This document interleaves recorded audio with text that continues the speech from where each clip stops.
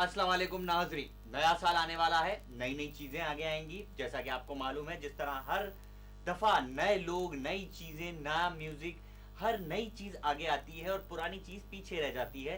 तो लोग उन नई चीजों का तो इंटरव्यू लेते हैं, लेकिन उन पुरानी चीजों का इंटरव्यू कोई नहीं लेता जिनको पीछे करके तो नई चीज आगे आती है।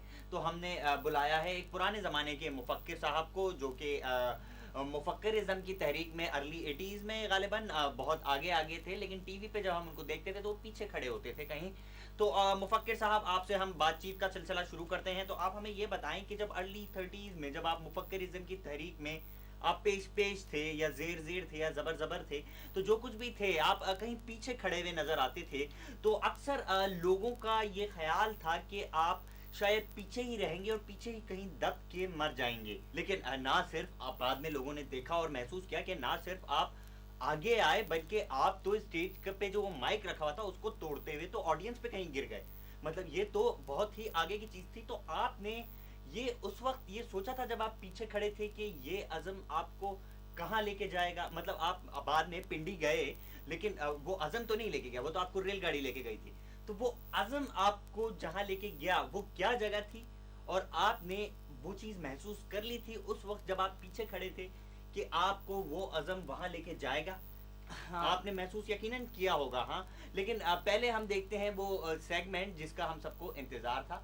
तो आइए चल के देखते हैं पहला सेगमेंट। नाजरीन, जालसाजी करना सभी का हक होता है, मगर जाली नोट कोई कोई बना सकता है। और अगर ऐसे में कोई जाली नोट बना ले तो उसे कौन रोक सकता है भला?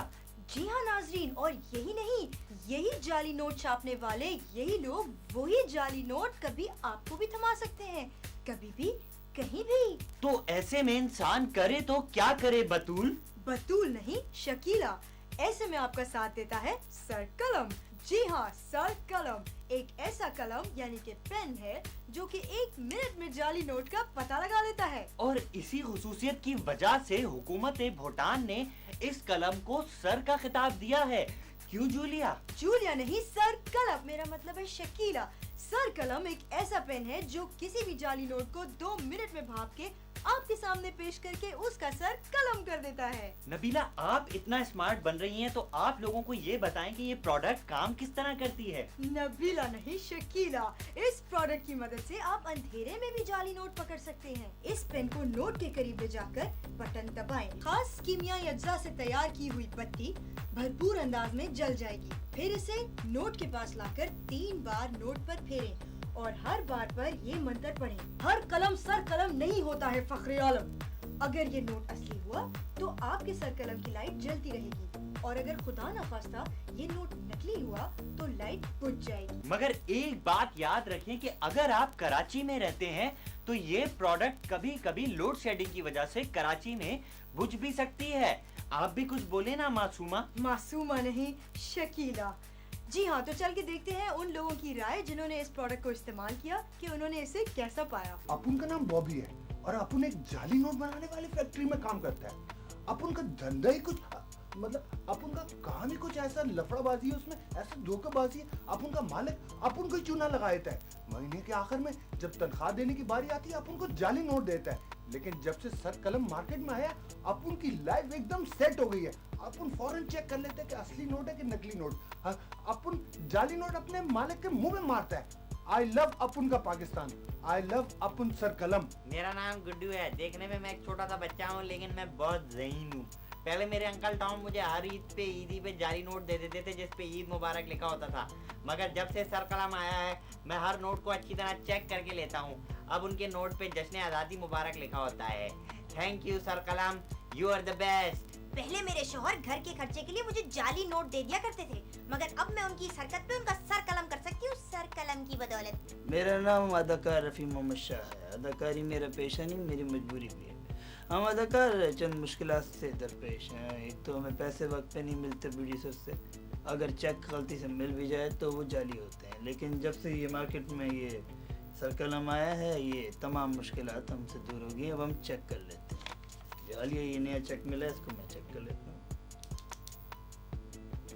ये भी जाली है, अच्छा माजिद बेग, आप ये बताएं कि माजिद बेग नहीं, शकीला। ये सर कलम का करामत आला सिर्फ यही की नहीं बल्कि बैनुल अक़वामी करेंसी के लिए भी करामत है। Chico, I got your money. I got the key. Give me the key. Check. Oh no, don't go. मजबूरी। Oh.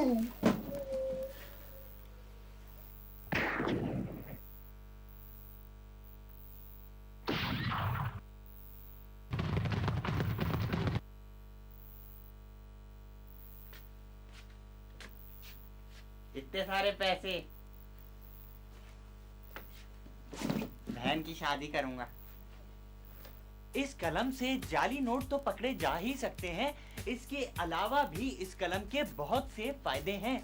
शादियों में लाइट्स के तौर पे भी लगाया जा सकता है इस कलम को। बालों में लाइटों वाले क्लिप के तौर पे भी इस्तेमाल कर सकते हैं इसको। इससे कान भी साफ किए जा सकते हैं और सबसे अहम, शलवार में अंधेरे में भी नाड़ा डाला जा सकता है इस कलम के जरिए।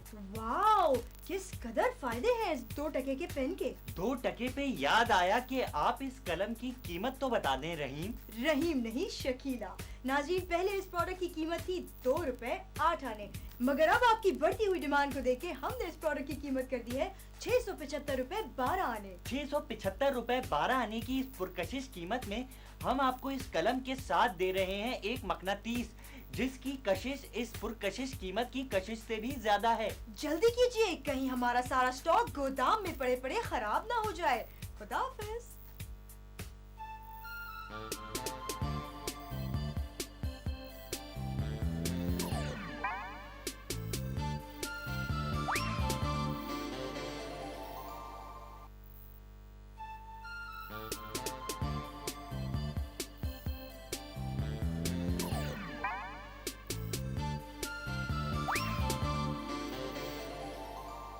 मुफक्किर साहब हमारे साथ बैठे ही हैं, जैसा कि आप देख रहे हैं। खड़े क्यों नहीं हो जाते? नहीं नहीं, बैठे रहे, मैं मजाक कर रहा था। तो मुफक्किर लोगों का फायदा ये होता है कि मुल्क का सरमाया होते हैं मुफक्किरीन। उनकी इंपॉर्टेंस ये होती है कि उनसे बात की जाए, उनके ख्यालात कुछ अपने दिमाग में डाले जाएं और अपने कुछ सवालात उनसे किए जाएं। तो ये हमारा मकसद होता है और ये मकसद होना चाहिए। तो इसी तरह हम भी मुफक्किर साहब जहाँ बैठे हैं तो उनसे ज़ाहिर है कुछ ना कुछ तो हम मुस्तफ़ीद होंगे उनकी मालूमात से, उनकी ज़िंदगी की सारी नॉलेज से, जो उन्होंने कमाया, जो कि उनका सरमाया है, जो कि उनकी पॉपुलैरिटी बनी, उस सरमाए से का हुसूल जो है वो हमारे लिए भी ज़रूरी है और आपके लिए भी। तो आइए चल के पूछते हैं मुफक्किर साहब से कि इतना जो इल्म का दरिया है, ये जो एक समंदर है, एक गहराई है आपके अंदर, तो वो गहराई जो है वो कितनी डीप है इंचेस में, अगर आप बताएं। नहीं, डीप मैं इंचेस में पूछ रहा हूँ, ये नहीं कि आपकी बात की कोई गहराई आप कर दें, इंचेस में बताएं। हाँ, बालिश में दो बालिश थी, 3 बालिश के करीब है तकरीबन। तो आइए चल के देखते हैं अपना नेक्स्ट सेगमेंट। तब तक हम जरा गिनते हैं कि कितनी गहराई है इनकी बातों में। आज हैप्पी न्यू ईयर है, हर कोई खुशियां मना रहा है, हर कोई पार्टी में जा रहा है। पार्टी में सालों तुम जी आप पार्टी में जा रहे हैं? ये टीवी पे आ रहा है, शर्म करें यार, आप किस किस्म की बातें करते हैं। मैं आपको पार्टी में जाने वाला नजर आता हूँ, मेरे घर पे बीवी बच्चे मेरा वेट कर रहे हैं और आप इस तरह की बातें कर रहे हैं यार। अजीब आदमी है यार आप। यो कम इन मैन, यो।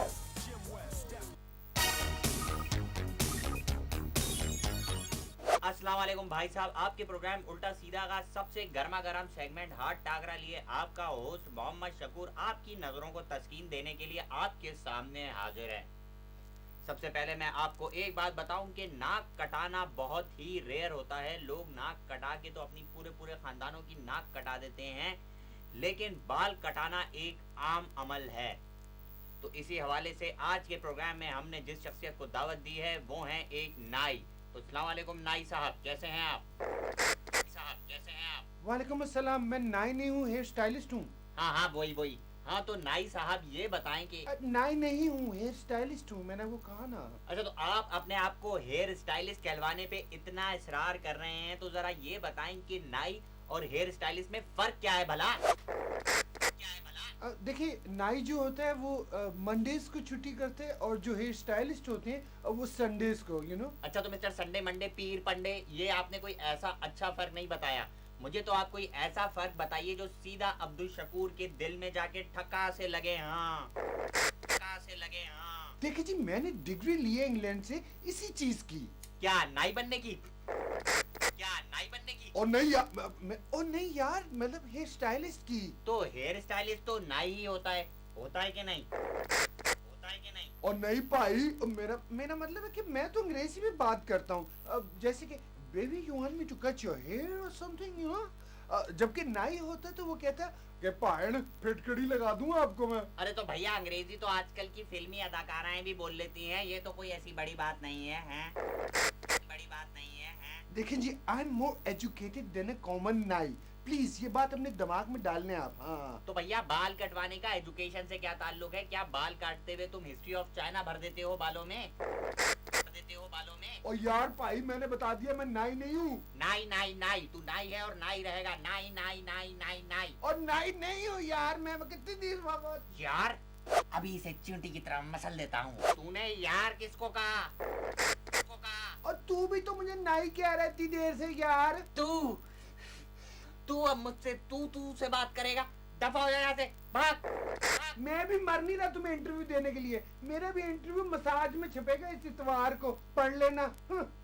तो ये थे हमारे नाई भाई। और नाई नहीं हूँ, हेयर स्टाइलिस्ट। वही हेयर स्टाइलिस्ट है आप, नाई हेयर स्टाइलिस्ट। और अब आखिर में आखिरी बात, बाल कटाएं, नाई से कटाएं या हेयर स्टाइलिस्ट से कटाएं, मगर ज्यादा पैसे देके अपनी नाक ना कटाएं। खुदा हाफिज।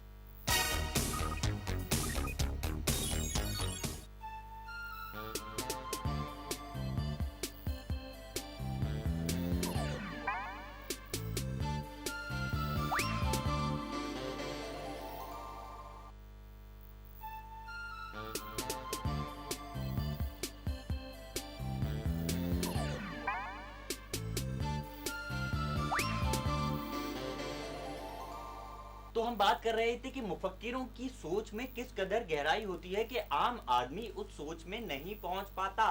तो मुफक्किर साहब आप ये बताएं कि हम लोगों ने ये भी सुना है कि आप चीजों को उस तरह नहीं देखते जिस तरह एक आम आदमी देखता है, ये बात तो सही है।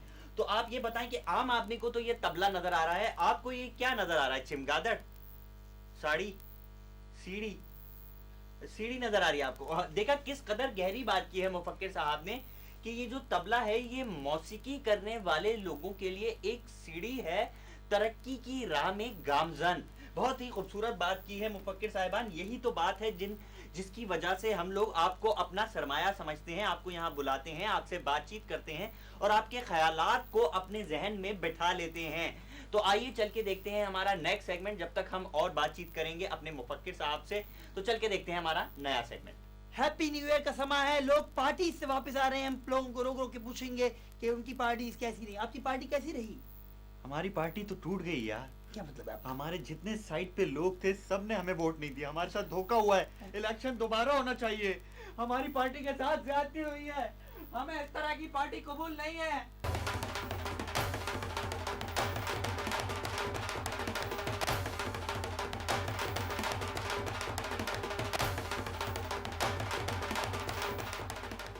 अस्सलाम वालेकुम नाजरीन, बर्बादी ऑफ लाइफ के एक और खूबसूरत एपिसोड के साथ आपकी खिदमत में हाजिर हैं मैं चाचा जी।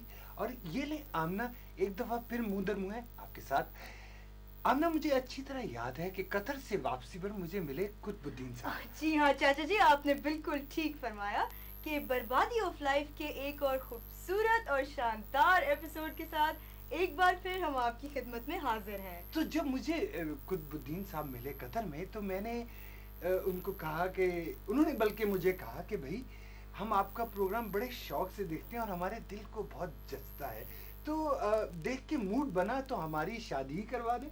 तो मैंने कहा कि कुतुबुद्दीन साहब माशाल्लाह इतनी मनहूस शक्ल है आपकी, और मतलब अगर मेरी शादी नहीं हुई तो आपकी भला कैसे हो सकती है।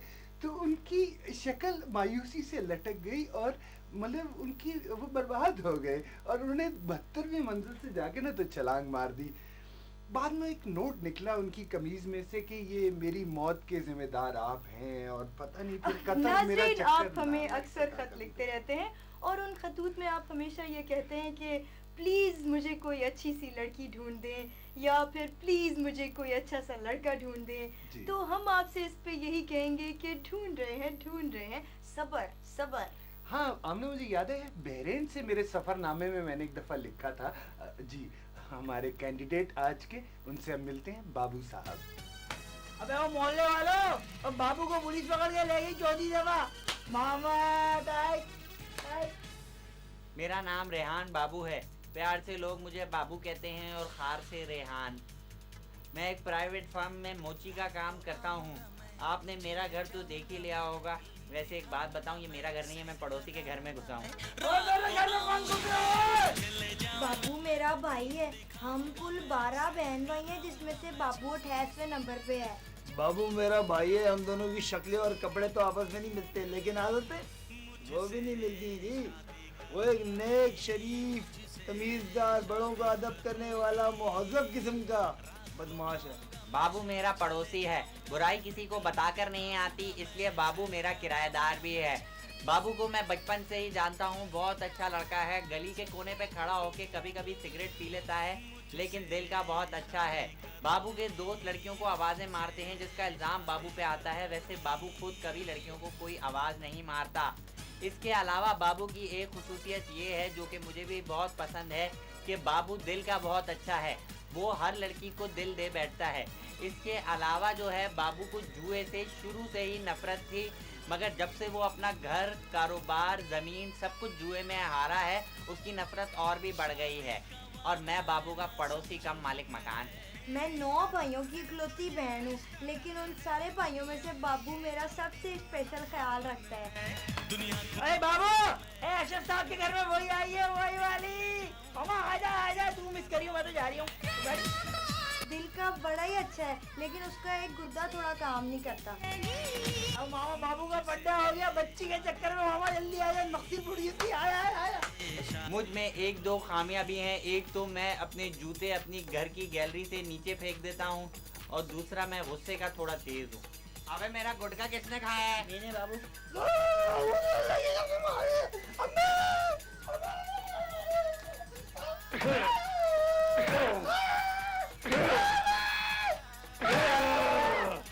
बाबू मेरा माल लिया है। अरे बाबू मेरा माल लिया है। बाबू मैं मर रहा हूँ। बाबू खुद तो बर्बादी ऑफ लैब में आ गया, मगर मेरी शादी की उसको कोई परवाह नहीं है। तो बाबू साहब हमारे शो में आज मौजूद हैं। बाबू साहब ये बताएं कि आप हमारे ही शो में क्यों आए हैं, कहीं और क्यों नहीं गए? जिस तरह आप कोई दही लेने चले जाते। मेरी मर्जी। ये तो बड़ी खूबसूरत बात की आपने। अच्छा, आप ये बताएं कि आपको किस किस्म की लड़की की जरूरत है? सच सच बताऊं, आप जैसी। भाई सच बताएं ना, मजाक ना करें। बस जी, लड़की किफायत शुआर हो, सलीका शुआर हो, ताकि मैं उसे जलीलो ख्वार कर सकूं।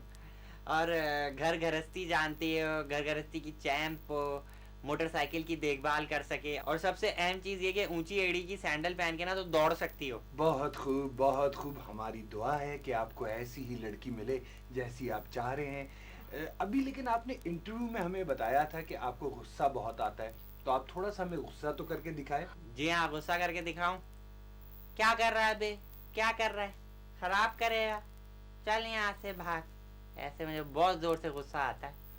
अरे गुस्सा थूक दें बाबू साहब। कोई अच्छा सा जोक सुनाइए ना फिर। उस्ताद शागिर्द से कि चांद दूर है कि सूरज नहीं। उस्ताद शागिर्द से कि लाहौर दूर है कि चांद नहीं। उस्ताद शागिर्द से कि सूरज दूर है कि लाहौर। शागिर्द सूरज नहीं, लाहौर। उस्ताद क्यों? शागिर्द क्योंकि लाहौर तो नजर आता है, सूरज तो नजर भी नहीं आता। नहीं, सूरज तो नजर आता है, लाहौर तो नजर भी नहीं आता। अच्छा जी, बहुत खुशी हुई आपसे मिलके। हमारी तो यही दुआ है कि आपको आप ही की जैसी लड़की मिल जाए। देखें जी, बद्दुआ तो ना दें। और आखिर में कोई छोटी सी बात कतर की, या कोई वाकया बहरीन का, या कोई दास्तान हुंजा, कोई चीज आप सुनना चाहें तो मैं आपको मजीद सुना सकता हूँ। इनका मतलब है कि आप अगर नाज़रीन से कुछ कहना चाहें तो ये मौका आपके लिए है कि आप कहिए। सबसे आखिर में मैं शुक्रिया अदा करूंगा बर्बादी ऑफ लाइफ का, जिन्होंने मुझे यहाँ बुलाया और आज मैं शादी करने के लिए तैयार यहाँ बैठा हूँ। Thank you. आपका बहुत शुक्रिया कि आप हमारे आज के प्रोग्राम में आए। हमारी तरफ से नाजरीन बर्बादी ऑफ लाइफ की आज की एपिसोड से खुदा हाफिज। और जाने से पहले मैं आपको आमना ये बताता चलूं कि एक दफा मस्कत में मैंने शो कर रहा था ऊँटों की नशोनुमा पे, ऊँट के ऊपर बैठ के, तो मैंने खुदा हाफिज नहीं बोला था, मैंने कहा था अहलन व सहलन। तेरी टैटर बंद नहीं होती। हैप्पी न्यू ईयर अपने अरूज पे। और अरूज जो है किसी और पार्टी में चला गया मुझे छोड़ के, और मैं जब पार्टी में गया तो उन्होंने सिर्फ कहा है कि ओनली कपल्स आर अलाउड, सिर्फ लड़कियों के साथ आप आ सकते हैं, बगैर लड़कियों के आप अंदर नहीं घुस सकते। अस्सलाम वालेकुम आंटी, कैसी है? आंटी किसको कहा? तुम्हारी माँ आंटी। मेरी माँ मेरी आंटी कैसे हो सकती है आंटी? हाँ, ये भी ठीक आपके घर में पार्टी हो रही है क्या? ऑफ कोर्स मेरे घर में पार्टी हो रही है। मैं आ सकता? तुम गंदी नाली के 2 रुपए की कीड़े, तुम वो सीवीओ पे जो विंग विंग करके जो मोटर बाइक चलाते हो, गुड चीप लोग। तुम्हारे कपड़े देखो, तुम्हारी बदबू आती तुम्हारे कपड़ों में से, मक्खियां बैठती होंगी ऐसे। ओह माय गॉड, तुम मेरी पार्टी में आओगे? तुम्हारी औकात है ये? अपने गिरबान में झांक के देखो। तो हम बात कर रहे थे कीमियाई अज्जा की। तो कीमियाई अज्जा भी एक तरह का मिक्सचर होते हैं। तो ये जो लफ्ज मुफक्किर है, ये किन अल्फाज का मुरक्कब है, ये आप बताना पसंद करेंगे? अच्छा, मुफक्किर पे मुझे याद आया एक चीज, बहुत अहम बात, कि मुफक्किरों के बारे में एक आम ख्याल ये है कि वो बहुत बुरे हालात में हैं। जैसा कि उनको जो स्टेटस मिलना चाहिए था वो हमारे मुल्क में नहीं दिया जा रहा, उनको वो इज्जत नहीं दी जा रही जैसे हमने इनको अपने प्रोग्राम में बुला के इज्जत दी है। ये वाली इज्जत इनको नहीं मिल रही कहीं और। ये लोग सोते हैं ईंटों पे, खाते हैं पुराना खाना खाते हैं आप। ये तो बहुत ही गलाजत की बात है, यानी कि आपका पेट वेट खराब नहीं होता। पेट यकीनन खराब होता होगा, क्योंकि आप जाहिर है पुराना खाना खाएंगे तो पेट तो खराब होगा ना। तो मेरा आप लोगों के लिए आखिर में मैसेज यही है कि मुफक्किरों से बातचीत करें, उन्हें बोलने का मौका दें और खुद उनकी बात सुने, ताकि हम लोग आगे बढ़ सकें। इसके साथ ही हमारा प्रोग्राम खत्म होता है। खुदा हाफिज।